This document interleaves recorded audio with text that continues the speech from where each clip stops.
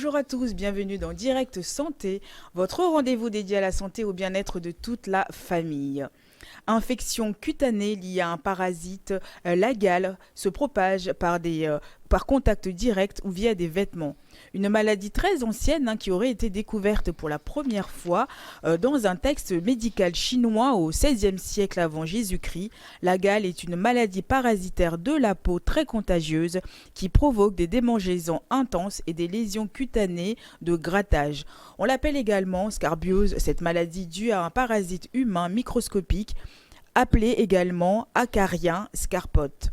Cette parasite est bénigne, elle est très contagieuse, mais elle peut provoquer aussi une épidémie, raison pour laquelle il est nécessaire de la traiter rapidement. Cette maladie, la gale, se guérit facilement, mais les démangeaisons peuvent durer 2 à 4 semaines, d'où une prise en charge qui est nécessaire pour protéger ses proches. Aujourd'hui, ce matin, je suis accompagnée de mon binôme Dr Fessal, spécialiste de santé, donc pour nous éclairer un peu sur cette maladie de la peau, mais une ancienne maladie de la peau, hein, Dr Fessal. Ouais, une très très très ancienne maladie.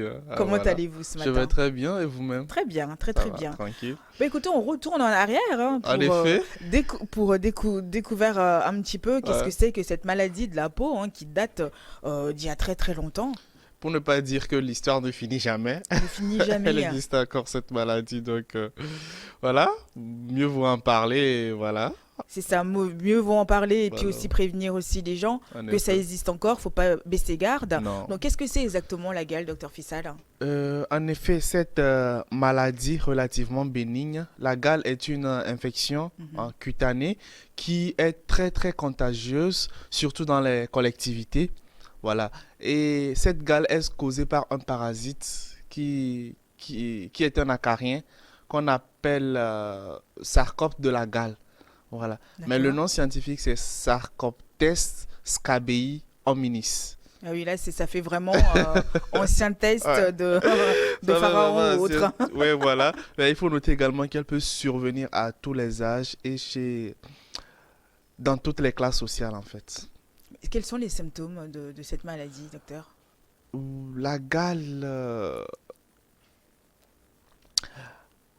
C'est des grattages, les ça commence manifestations sont comment? en fait beaucoup plus cutanées. Parce que déjà, le parasite causal, l'agent causal, ne peut se développer que sur la peau d'un être humain. Mhm. Donc, les manifestations sont majoritairement, sinon toujours cutanées.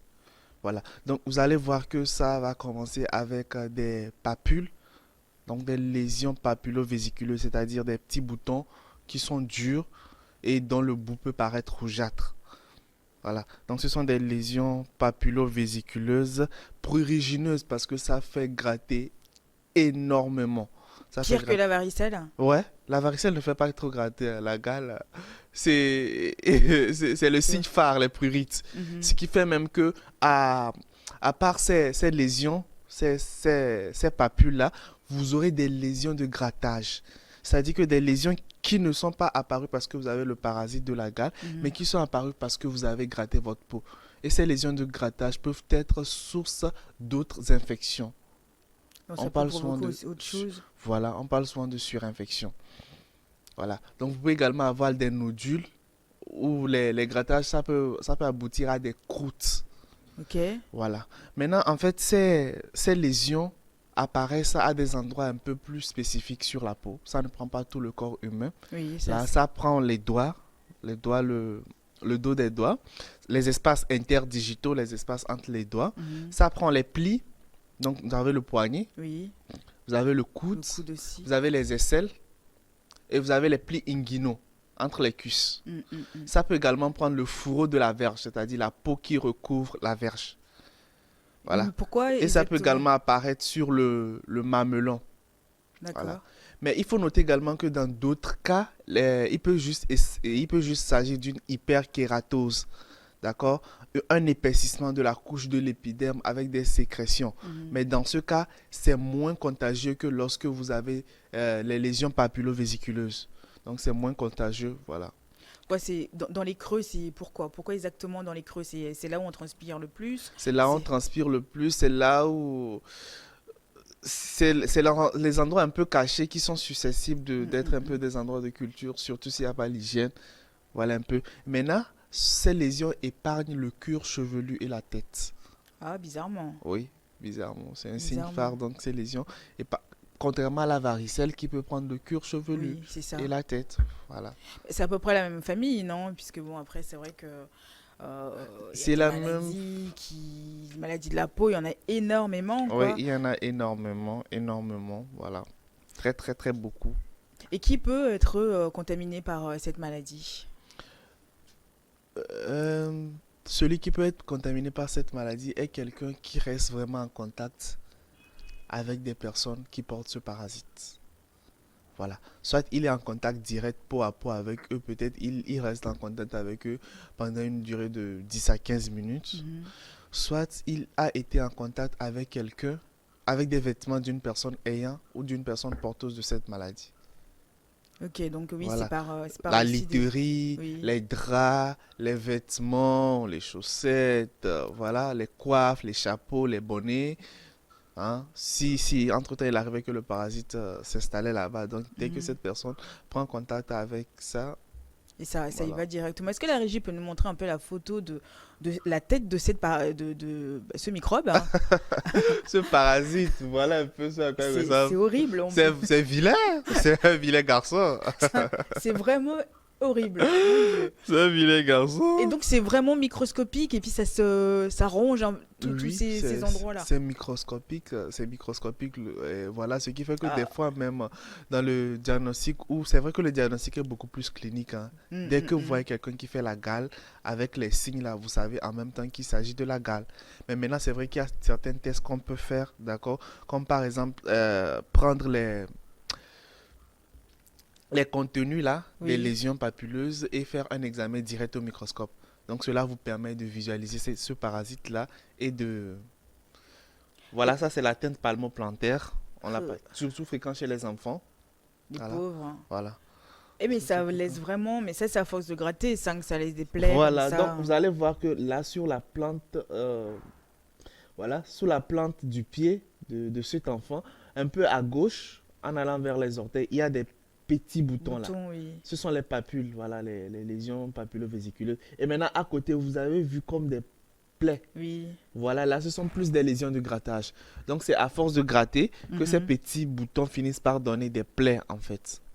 Et Maintenant, je disais tantôt que ce parasite, c'est que il ne peut que se multiplier sur la peau d'un être humain. oui, oui, oui. Voilà. Maintenant, quand vous prenez contact avec ce parasite, il y a une période donnée. Après cette période, le parasite commence par se multiplier.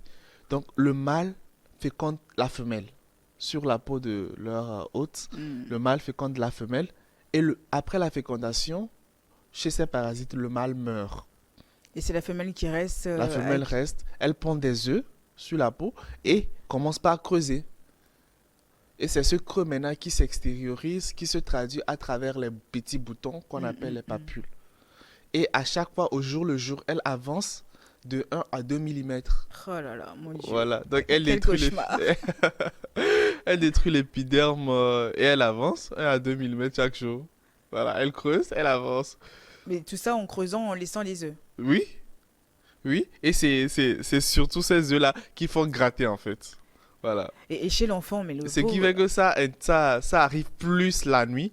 Les Ah grattages oui. s'accentuent plus la nuit. On parle de prurite vespérale. Mhm. Voilà. Il y a une recrudescence nocturne des grattages en fait. Est-ce que ça se propage parce que à force qu'on se gratte là, on se gratte ailleurs, c'est là où on relaisse encore des microbes, hein, sur la Oui, il y peau? a ça aussi. Il y a ça aussi qui peut intervenir dans le phénomène d'évolution. Ouais, se gratter ici et se ramener là. Se gratter ici, ne pas se laver les mains et puis voilà, Et puis se retoucher une regratter personne ailleurs. Et surtout quand qui est on a plusieurs saine. enfants à la maison, ça c'est la catastrophe, c'est catastrophique.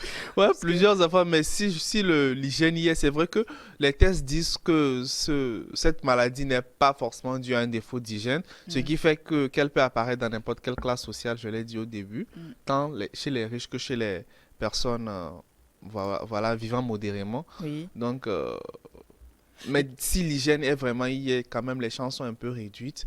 Les chances sont un peu réduites que vous fassiez le truc. Et maintenant, il faut aussi dire qu'en fait, la contagiosité, ça ne commence pas en même temps. Puisque quand vous contractez le parasite, quand vous oui. chopez le parasite, vous avez en 1 à 6 semaines avec une moyenne de 3 semaines qu'on appelle souvent la période d'incubation, avant de commencer par manifester ces signes. Donc, Mais c'est long, oui, c'est long, c'est très c'est long. long. Donc, c'est au cours de cette période d'incubation maintenant que vous pouvez transmettre la maladie. Parce que pendant cette période, personne ne sait que vous faites la maladie. Personne ne sait que vous êtes porteur du virus De la du gale. parasite de la gale. Donc, vous pouvez transmettre à tout le monde. Mais maintenant, s'il arrivait que vous faites une réinfection ou une réinfestation, Oui. dans ce cas, les signes apparaissent à partir du troisième jour de l'exposition, en fait. Mais par exemple, bah déjà avant, comment ils ont éliminé pas mal de cas, puisque c'est une maladie qui existe depuis très très longtemps. Ouais. Donc après, ça a énormément baissé aussi. Oui. Donc après, comment ça s'est passé au fait, enfin, comme tous, je pense qu'il y a des vaccins, hein, des traitements qu'il faut pour enfin, de prévention. Oui, il y a des moyens de prévention, mais il n'y a pas vraiment de vaccin. Il n'y a pas vraiment de vaccin jusqu'au jour d'aujourd'hui pour la gale. Donc, il faut vraiment miser sur les mesures d'hygiène et les règles d'hygiène. Mais maintenant, ça a été éradiqué parce que la population a été informée, la Oui. population voilà, a été sensibilisée là-dessus. Donc, ça a vraiment réduit. Surtout que ça peut passer également en mode épidémie. Mm. Donc, ça a vraiment réduit. On n'entend plus parler, mais ça existe bel et Peut-être que bien c'est dans en les... zone, dans les zones reculées, non? Ou parce Non, qu'en pas ville, forcément, pas pas forcément, forcément. même en milieu, en milieu, dans les villes, ici, ça existe, hein, Ça ça existe existe, encore. Donc voilà. vous avez Peut-être des que cas c'est, comme ouais, ça aussi à la ouais, clinique. peut-être que c'est pas fréquent, mais ça existe encore entre les murs des hôpitaux. Oui, puisqu'on n'en parle pas. Ouais, On n'en parle pas du tout. Donc, du coup, c'est une maladie on pense hein, que c'est fini, mais non, en fin de compte, on l'a encore. ouais, on l'a. Et quelles sont les complications hein, de la gale, hein, docteur Fessal? Oh, les complications de la gale, tout dépend en fait du diagnostic. Oui. Mais si le diagnostic est posé très tôt, les complications ont moins de chances de survenir. Mhm, mhm. Mais si le diagnostic est posé tardivement, on peut avoir des complications telles que je l'ai dit tout à l'heure. Les grattages peuvent donner ce que l'on a appelé des lésions de Oui. grattage qui peuvent être ensuite surinfectées. Mhm. D'accord? Il y a également ce qu'on appelle la gale profuse ou encore la gale floride. Donc là, ce sont des sillons en fait qui, qui se créent. Vu que le parasite a le temps de creuser, creuser, creuser, ça ne donne plus un bouton, mais c'est carrément un sillon voilà, qui Oui. s'installe. Voilà un peu. Donc il y a encore ce qu'on appelle l'eczéma. Voilà. Eczéma, donc oui, là, on a des photos hein, pour vous montrer un peu. La régie, s'il vous plaît. On a une photo aussi avec le dégât hein, que ça a fait, Mhm. hein, Ouais, donc sur la peau. ouais, Parce que c'est oui, surtout ça. voilà, Voilà. toujours chez l'enfant. Toujours chez l'enfant. Les boutons parsemés, voilà, sur le tronc avec des lésions de grattage. Et puis ça fait des plaques, hein. Oui, Si ça on fait va des sur plaques. Oui, le s'il bras. arrivait qu'il y a plusieurs papules qui se réunissent à un niveau donné après Oui, des grattages, donc ça fait des plaques. ça fait des plaques. Ça fait des Et ça plaques. part directement, et ça part facilement, ça, docteur Fessal? Oui, oui, mais comme je l'ai dit, il faut vraiment un traitement.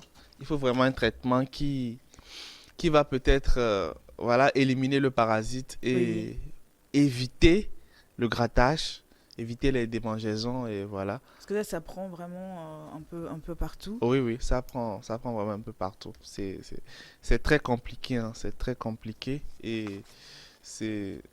Voilà. Ok. Mais en tout cas, quand on voit qu'avec les plaques, avec tout ce qu'il en est, euh, quand ça laisse vraiment. J'ai vu aussi que ça laisse, c'est-à-dire ça bouffe les doigts, hein. Oui, ça prend les doigts. Ça prend les Ça prend doigts. les doigts Oui, et ça prend les complètement, et doigts. puis ça peut être handicapant. Oui, oui, Regardez là, ça laisse des séquelles. Mais là, je ne crois pas que ce soit forcément dû à la gale. Dans la paume des mains, non, les doigts, les doigts, oui, oui, oui. oui. Voilà, c'est un peu ça. Et Donc, ça ronge comme ça. oui, ça peut ranger, mais ce n'est pas toujours évident. En fait, faut aussi voir les personnes chez qui cela arrive. D'accord? Si la gale arrive chez des sujets immunodéprimés, Oui, chez des personnes âgées, ces oui. personnes vont manifester plus de complications ou les signes seront plus graves chez ces personnes que chez des personnes voilà, qui sont un peu plus ou moins normales en fait. Oui, mais après, c'est vrai que si ça laisse vraiment des complications, on laisse vraiment Ouais, des séquelles comme ça, ouais, hein, ça laisse c'est horrible. beaucoup de séquelles en fait. Ouais, Ça oui. laisse beaucoup de séquelles. Donc, De toute façon, on va revenir, hein, pour parler encore parce que je sais qu'il y a d'autres types, hein, de la gale oui, il y a qui plusieurs types de existent. Donc cas. comme ça, vous allez nous expliquer un peu plus. On va rentrer plus en profondeur, hein, sur le sujet et savoir, bon, quels sont les autres types de gales, hein, qui existent. Donc restez avec nous, on revient juste après les informations.